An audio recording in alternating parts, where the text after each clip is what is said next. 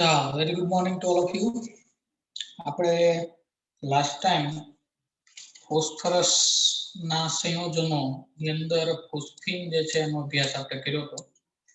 Phosphorus ના સંયોજનોની અંદર phosphine ના અભ્યાસ પછી આજે આપણે ફોસ્ફરસ ના હેલાઇડ સંયોજનો જે છે એને આપણે સમજવાનો પ્રયત્ન કરીએ.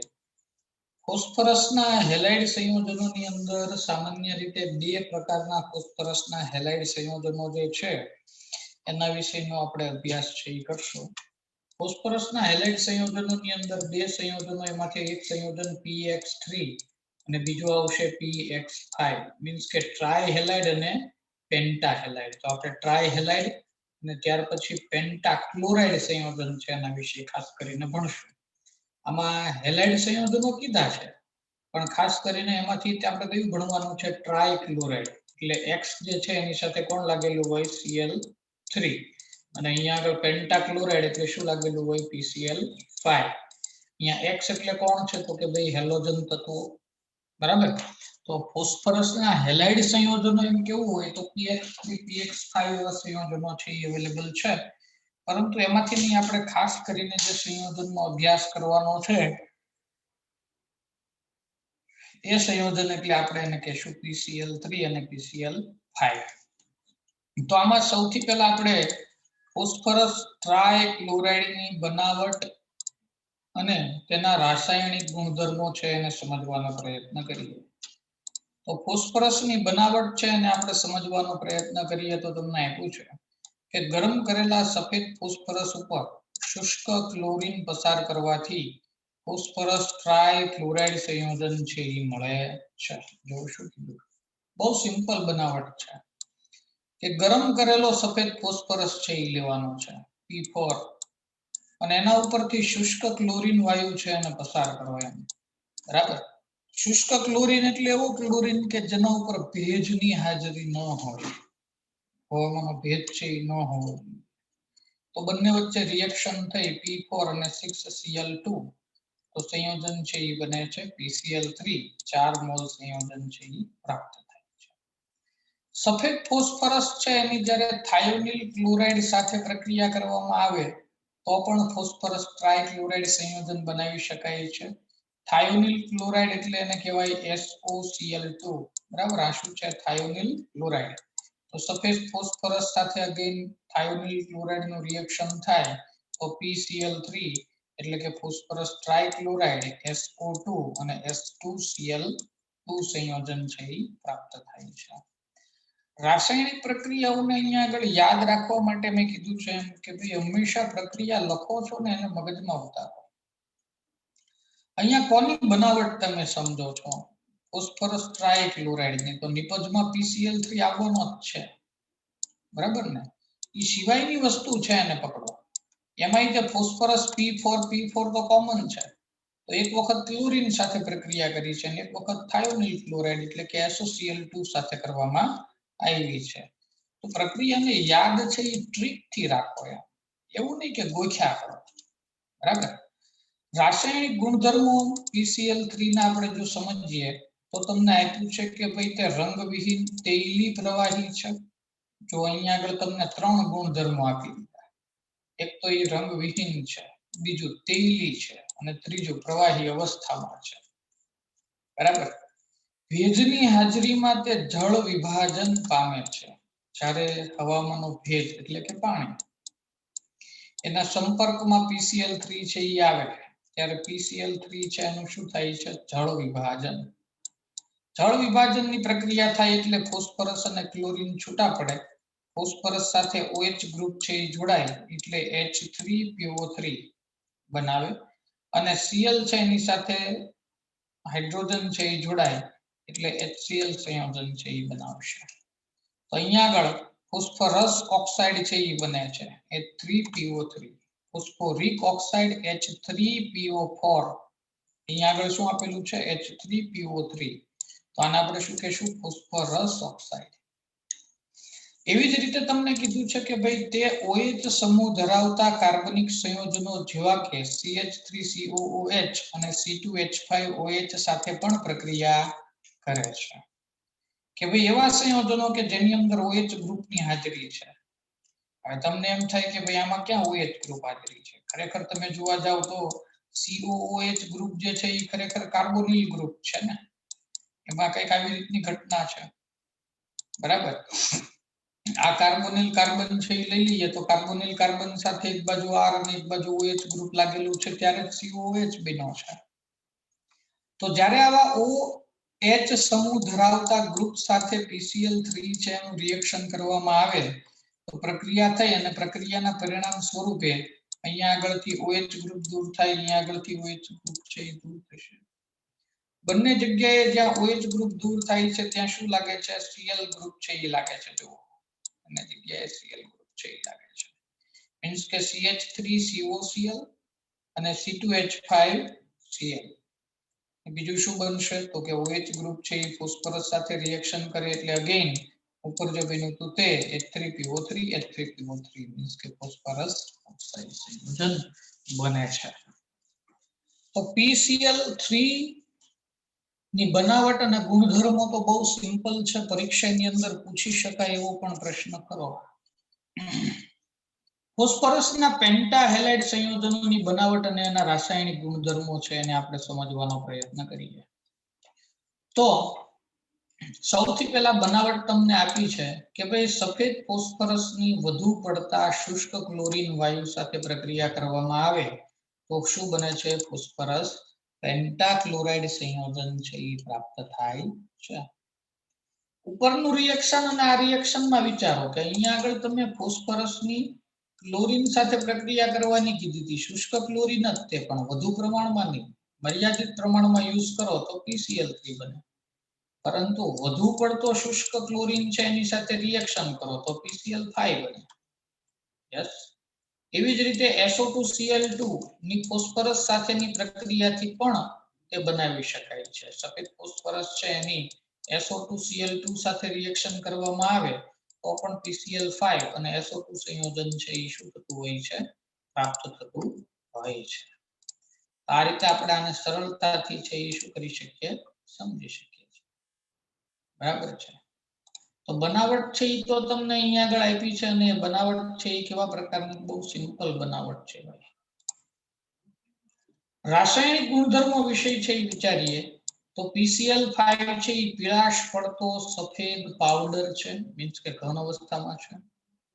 ભેજવાળી હવામાં તે POCl3 માં જળ વિભાજન પામે છે અને અંતે ફોસ્ફોરિક એસિડમાં રૂપાંતરણ પામે છે. મીન્સ કે PCl5 છે એ પહેલા પાણી H2O સાથે રિએક્શન કરે એટલે POCl3 માં એ જળ વિભાજન પામે. અગેન પાણીનો અણુ છે એ તૂટતો હોય H+ અને OH- માં. H+ છે એ આમાંના Cl સાથે જોડાય એટલે HCl બનાવે છે અને OH ગ્રુપ છે એ ફોસ્ફરસ સાથે જોડાય એટલે બનાવે છે POCl3. આ POCl3 સંયોજન જે છે એ પાણી સાથે રિએક્શન કરે છે એટલે આ સંયોજન ફરી પાછું તૂટે H3PO4 અને HCl માં, એટલે આમાંથી ફરી પાછો Cl છે એ દૂર થાય છે અને બીજા તબક્કામાં H3PO4 ફોસ્ફોરિક એસિડ બને છે. જોજો ખાસ ઉપર બધી જગ્યાએ H3PO3 બન્યો તો રાસાયણિક ગુણધર્મોમાં. જ્યારે તેને ગરમ કરવામાં આવે છે ત્યારે તે ઉર્ધ્વપાતન પામે છે, પરંતુ વધારે ગરમ કરવાથી એનું શું થઈ જાય છે? વિઘટન થઈ જાય છે. મર્યાદિત તાપમાન છે એ તમે રાખો તો ઘનમાંથી સીધું જે શેમાં રૂપાંતરણ પામે છે? વાયુ અવસ્થામાં, એટલે કે ઉર્ધ્વપાતન થાય છે. પરંતુ જો વધુ ગરમ કરવામાં આવે તો PCl5 જે છે એ વિઘટન પામી અને શેમાં રૂપાંતરણ પામે છે? તો કે ભાઈ PCl3 અને Cl2 એની અંદર શું પામી જાય છે? રૂપાંતરણ પામી જાય છે. તે OH સમૂહ ધરાવતા કાર્બનિક સંયોજનો સાથે પ્રક્રિયા કરી અને તેમના ક્લોરો વ્યુત્પન્નોમાં એને શું કરે છે? પરિવર્તિત કરે છે. મીન્સ કે અહીંયા OH ગ્રુપ ધરાવતા સંયોજનો અગેન એની જ્યારે PCl5 સાથે રિએક્શન કરવામાં આવે તો ક્લોરો વ્યુત્પન્નો એટલે C2H5Cl અહીંથી OH નીકળી ગયો, અહીંયાથી OH નીકળી ગયો એટલે CH3Cl. સાથે સાથે બેમાં નિપજો બધી સરખી જ બને છે, POCl3 અને HCl. સૂક્ષ્મ વિભાજિત ધાતુઓને PCl5 સાથે જ્યારે ગરમ કરવામાં આવે ત્યારે અનુવર્તી ક્લોરાઇડ સંયોજનો બનાવે. સૂક્ષ્મ વિભાજિત ધાતુઓ એટલે કોણ? તો કે ભાઈ સિલ્વર અને ટીન જેવી ધાતુઓ, જે આમ લગભગ નિષ્ક્રિય કહી શકાય, કારણ કે ઝડપથી કોઈની સાથે રિએક્શન નથી કરતી. સિલ્વર ને ટીન ને ગોલ્ડ ને પ્લેટિનમ ને આ બધી, એટલે આ બધી ધાતુઓ જે છે ને એને સૂક્ષ્મ વિભાજિત ધાતુઓ કહેવાય.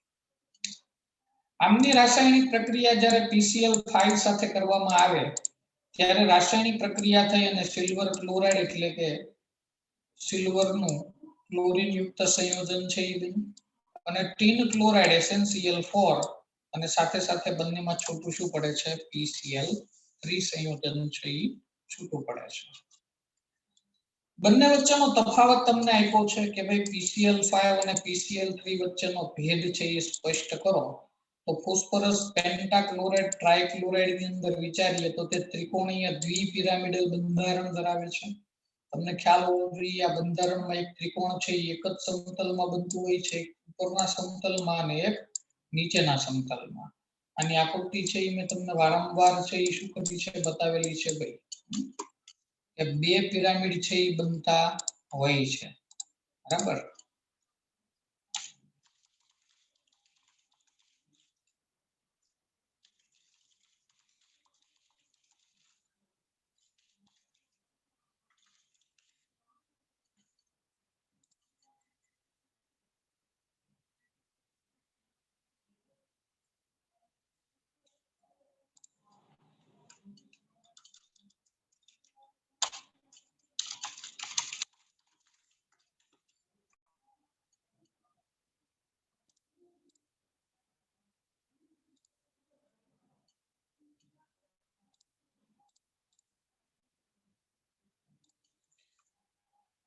ચાલો, તો અહીંયા આગળ જે તમે આ જોઈ શકો છો આ બાય પિરામિડલ રચના છે.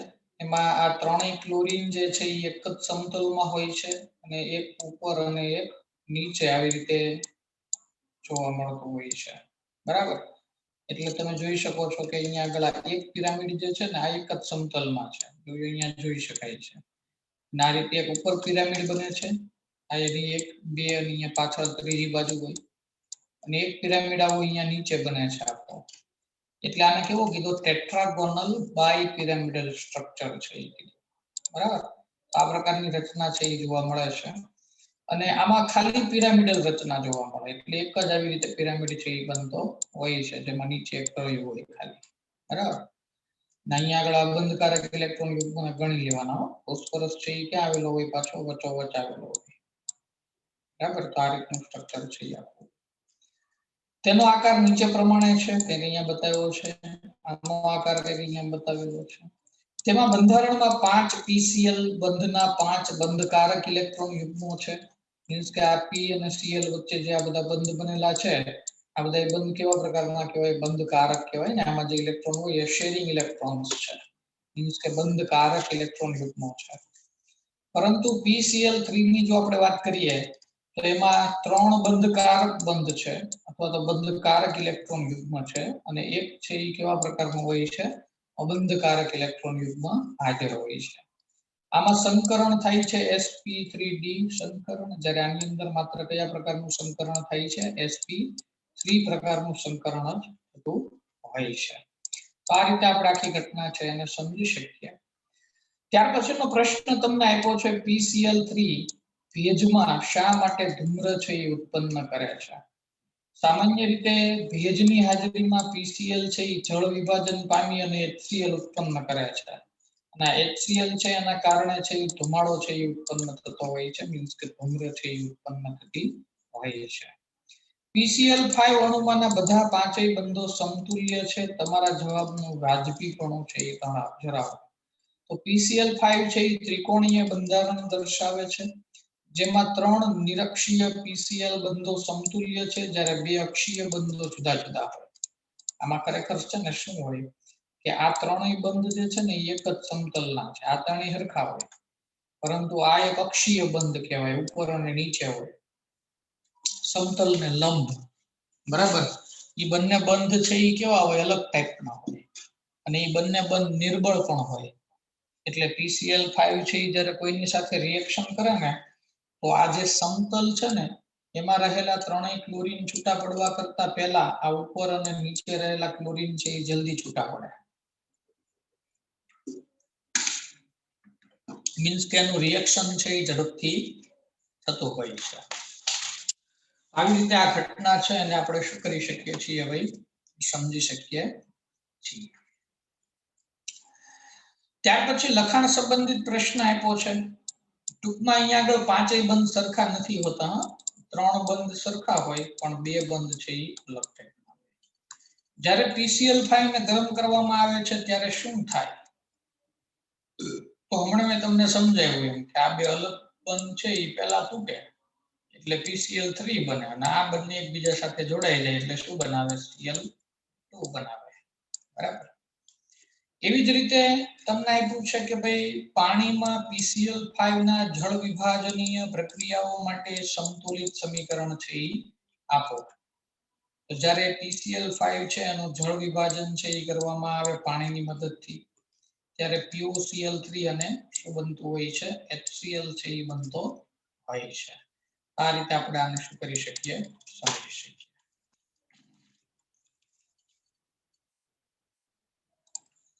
ચાલો ત્યાર પછીના પ્રશ્ન ઉપર છે આગળ વધીએ. ત્યાર પછીનો પ્રશ્ન આપ્યો છે ફોસ્ફરસના ઓક્સો એસિડ સંયોજનો. ફોસ્ફરસના ઓક્સો એસિડ સંયોજનો વિશે છે જો આપણે સમજવાનો પ્રયત્ન કરીએ તો તમને આપ્યું છે કે ફોસ્ફરસના ભિન્ન ઓક્સો એસિડ સંયોજનના બંધારણ દો. ફોસ્ફરસની ઓક્સિડેશન અવસ્થા છે એના વિશે માહિતી આપો. લાક્ષણિક બંધો અને એમની સંખ્યા સહિત માહિતી છે. બહુ સિમ્પલ પ્રશ્ન છે. ફોસ્ફરસ છે નામ તો ઘણા બધા ઓક્સો એસિડ સંયોજનો છે એ મળી આવે છે. એમાંથી કેટલાકના ઓક્સો એસિડ સંયોજનો છે એ તમને અહીંયા આપ્યા છે. એમાં સૌથી પહેલો આપ્યો છે હાઇપોફોસ્ફરસ એસિડ એટલે કે H3PO4 H3PO2. હવે જો આના બંધારણ છે ને યાદ રાખવો બહુ સરળ છે. હવે જો અહીંયા આગળ એક ફોસ્ફરસ છે સ્વાભાવિક છે કે મધ્યમાં જ આવવાનો છે. પછી તો કે ભાઈ 3 હાઇડ્રોજન 2 ઓક્સિજન એમાંનો એક ઓક્સિજન છે એ ડબલ બોન્ડ થી સીધો જોડાયેલો છે. 3 હાઇડ્રોજન પૈકી એક હાઇડ્રોજન OH ગ્રુપ બનાવીને જોડાયેલા છે અને 2 હાઇડ્રોજન છે એ સેપરેટલી છે. આમાં ફોસ્ફરસની ઓક્સિડેશન અવસ્થા છે એ તમે ગણશો તો એ કેટલી આવશે? +1. કેવી રીતે ગણવી જુઓ તો કે ઓક્સિજન છે એની -2 આવે, OH ગ્રુપ છે એની -1 આવે, હાઇડ્રોજન છે એની +1 આવે, આ હાઇડ્રોજન છે એની પણ +1 આવે. બધાનો સરવાળો કરી નાખો. -1 આવશે. = ની પહેલી બાજુ જાય એટલે કેવું આવશે? +1. કારણ કે ઓક્સિડેશન અવસ્થા ગણતા હોય ત્યારે બધા તત્વોની ઓક્સિડેશન અવસ્થા ડાબી બાજુ રાખો અને = તમે 0 કરો છો ને આ બધાની ઓક્સિડેશન અવસ્થાઓનો સરવાળો કેટલો થયો? -1. બરાબર. = સામેની બાજુ જાય એટલે શું થઈ જશે? +1 છે એ થઈ જશે. પછીનું જુઓ ઓર્થોફોસ્ફોરિક એસિડ. એનું સૂત્ર જુઓ H3PO3 ઉપર કરતા એક ઓક્સિજન છે એ વધારે. તો આમાં એક જ OH ગ્રુપ હતું ત્યારે હવે આમાં 2 OH ગ્રુપ છે એ થઈ જશે. બરાબર. અને ઓક્સિડેશન અવસ્થા છે એ તમે ગણશો તો અગેન અહીંયા શું આવશે? -2 -1 -1 અને +1. એટલે અહીંયા આગળ શું થશે તો કે ભાઈ -3 ની પહેલી બાજુ જાય એટલે +3. એવી જ રીતે H3PO3 પછી H3PO4. તો હવે 3 H ગ્રુપ જે સિંગલ હાઇડ્રોજન થી જોડાયેલા હતા બરાબર એની જગ્યાએ 3 OH ગ્રુપ છે એ આવી ગયા. એટલે આમાં ઓક્સિડેશન અવસ્થા તમે ગણશો તો -2 OH ગ્રુપની -1 -1 એટલે કેટલી થશે? -5 અને ની સામેની બાજુએ જશે તો શું થશે? +5 છે થશે.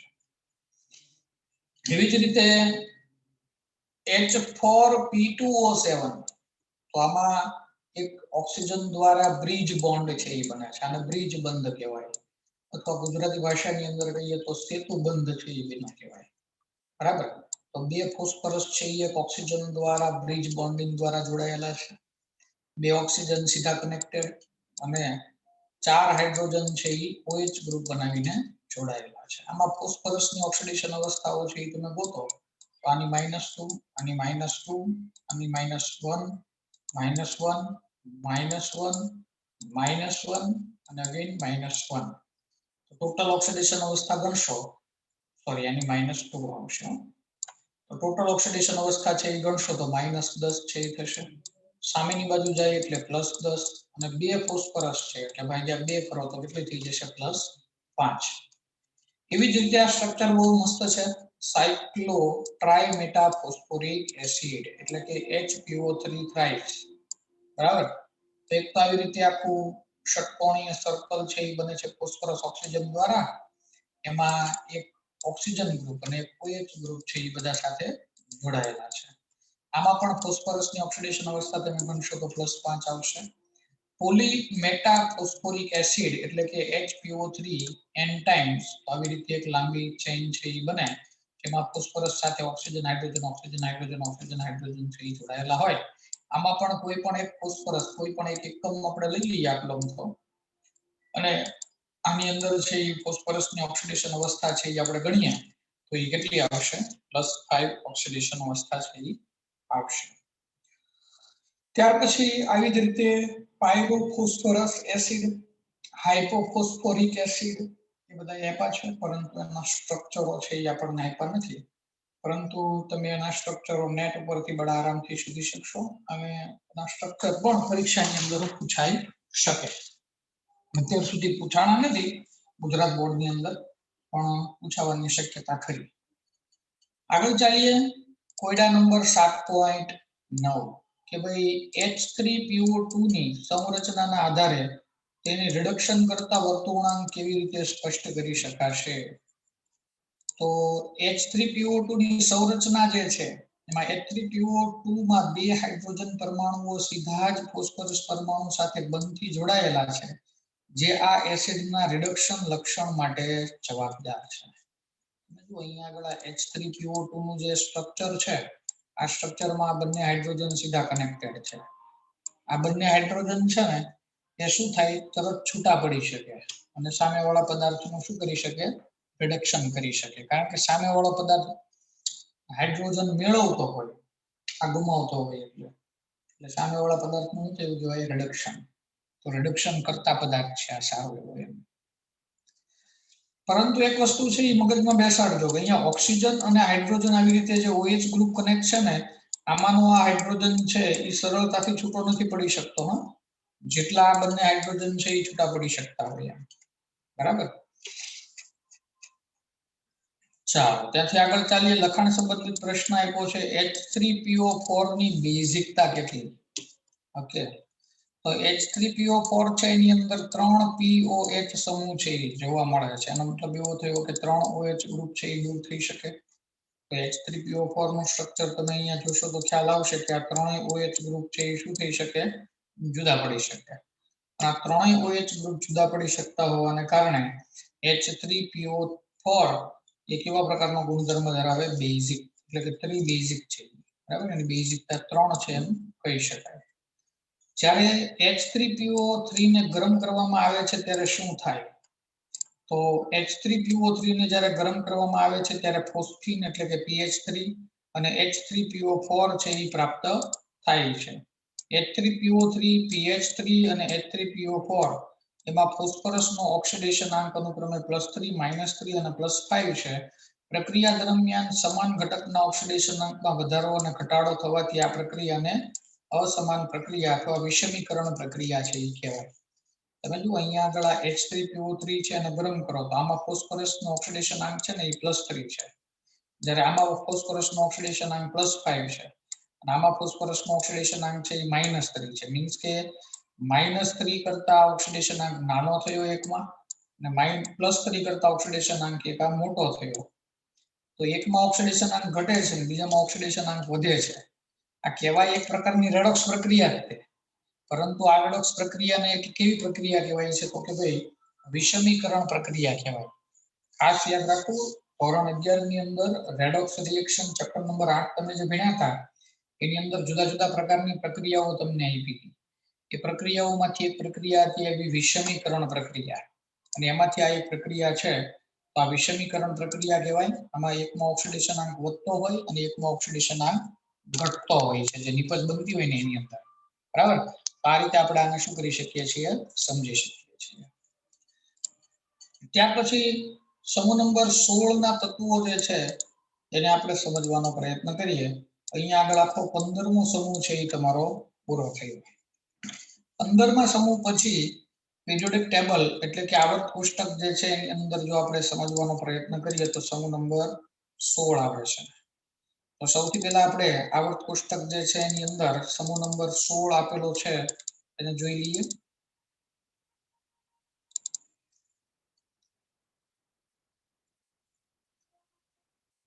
તો આવર્ત કોષ્ટકની અંદર છે એ આપણે જો જોવાનો પ્રયત્ન કરીએ તો સમૂહ નંબર 16 બરાબર. આ સમૂહ નંબર 16 ની અંદર આવતા તત્વોમાં આપણે વિચારીએ તો oxygen, sulphur, selenium, tellurium, polonium અને લવરેશિયમ. બરાબર. તો આને યાદ કેવી રીતે રાખી શકાય? આને યાદ રાખવા માટે એક સિમ્પલ ટ્રીક છે. ઓ સલમાન, સેલિના ને ટી ઓ. બરાબર. તો આ બધા સંજ્ઞા ઉપરથી બતાવ્યા છે. ઓ એટલે આ ઓ, સલમાન એટલે એસ, સેલિના એટલે એસી, ટી એટલે ટીઈ અને પો એટલે પીઓ. બરાબર. તો ઓ સલમાન, સેલિના અને ટીપો. ઓક્સિજન, સલ્ફર, સેલેનિયમ, ટેલુરિયમ અને પોલોનિયમ. તો સમૂહ નંબર 16 ના તત્વો છે એના વિશે વિચારીએ. અગેન જો હમણાં આપણે આ 15મા સમૂહમાં જે આખું સ્ટ્રક્ચર જોયું ને એવું જ સ્ટ્રક્ચર અહીંયા આગળ પાછું આખું છે એ શું થશે? રિપીટ થશે. મીન્સ કે શરૂઆતમાં થોડીક પ્રાથમિક માહિતી આવશે. પ્રાથમિક માહિતી પછી સમૂહની અંદર રહેલું પહેલું તત્વ એટલે કે ઓક્સિજન જે છે એની અનિયમિત વર્તણૂક, પછી ઓક્સિજનના કેટલાક સંયોજનો, ત્યાર પછી સલ્ફરના કેટલાક સંયોજનો, એના વિશેની માહિતી આવશે. એટલે જે આપણે 15મા સમૂહમાં જોયું ને એ જ બધું વારાઘડીએ શું થયા કરશે? રિપીટ થયા કરશે. બરાબર. આપણે એને સમજવું જરૂરી છે. ચાલો ધ્યાન દઈએ. તો સમૂહ નંબર 16 ના તત્વો વિશે છે એ માહિતી આપો. તો આવર્ત કોષ્ટકના સમૂહ 16 માં oxygen, sulphur, selenium, tellurium, polonium અને લિવરમોનિયમ તત્વોનો શું થાય છે? સમાવેશ થાય છે. કેટલીક વાર આ સમૂહ છે એ ચાલ્કોજન સમૂહ તરીકે પણ ઓળખાય છે. જો આ એક નામ વિશેષ છે આને યાદ રાખજો. બરાબર. સમૂહ 16 છે એ બીજા કયા નામથી ઓળખાય? ચાલ્કોજન તત્વો તરીકે પણ ઓળખાય. આ નામ પિત્તળ માટે ગ્રીક ભાષાના શબ્દથી વ્યુત્પન્ન થયેલું છે. મીન્સ કે પિત્તળ જે આપણે કહીએ છીએ સાદી ભાષામાં એનો ગ્રીક શબ્દ જે છે એના ઉપરથી આ સમૂહ નંબર 16 ના તત્વોનું ચાલ્કોજન એવું નામકરણ છે એ કરવામાં આવ્યું છે. પૃથ્વી ઉપર બધા તત્વોમાં ઓક્સિજન છે એ સૌથી વધુ પ્રચુરતામાં પ્રાપ્ય છે. પૃથ્વીના પોપડાના દળનો લગભગ 46.6% ભાગ છે એ ઓક્સિજન દ્વારા બનેલો છે અને શુષ્ક હવામાં કદથી 20.946% ઓક્સિજન છે એ રહેલો છે. તો કેટલીક ઓક્સિજનની પ્રાથમિક માહિતી તમને આપી છે. અને પૃથ્વી ઉપર જો આપણે વાત કરીએ પૃથ્વીની સપાટી ઉપર તો ઓક્સિજન છે એની પ્રચુરતા છે એ સૌથી વધુ છે એમ કહી શકાય. જો કે પૃથ્વીના પોપડામાં એટલે કે પૃથ્વીના પેટાળની અંદર સલ્ફરની પ્રચુરતા માત્ર 0.03 થી 0.1% છે.